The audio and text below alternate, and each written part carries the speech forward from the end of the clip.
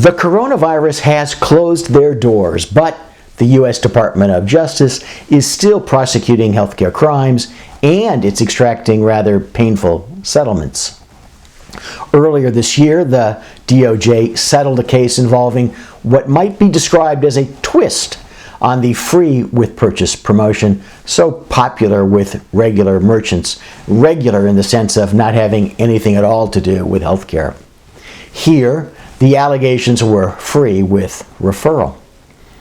In the case at point, the allegations were that the defendant physician, his name is Mubashir Chowdhury, he's a cardiologist who treats patients for peripheral arterial disease in Maryland and Washington, D.C., along with 3 medical practices with which he's associated: Washington Cardiovascular Institute, Advanced Vascular Resources, and Washington Vascular Institute, performed free ankle brachial index tests on the patients of other physicians and allowed those physicians to bill for the procedures, thereby providing remuneration in exchange for referrals.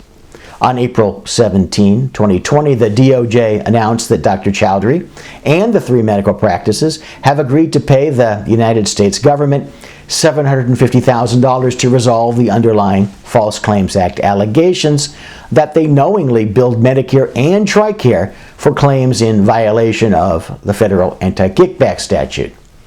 As mentioned a moment ago, the defendants allegedly induced patient referrals by providing free ankle brachial index testing on patients under agreements with the referring physicians, but without collecting from the physicians the fair market value for the tests.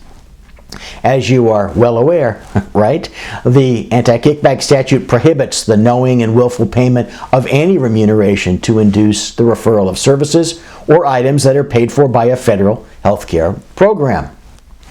Kickbacks can take many forms, from good old cash in a bag to free rent to undervalued services. For example, the so-called company model of anesthesia services problem. And to, well, tests that someone else can bill for. One final point, one that falls into the category of last but not least. The settled allegations arose from a whistleblower action brought by Stephen Pringle, a former sales and operations employee of the practices under the False Claims Act, which permits private parties to sue on behalf of the government for false claims and to receive a share of any recovery. Who'll ever find out is a question many physicians ask themselves when hatching too clever plans. The answer, of course, is your own staff. In the Chowdhury settlement, the why for the whistleblower probably includes the fact that he's about to receive a check for his share of the government's recovery.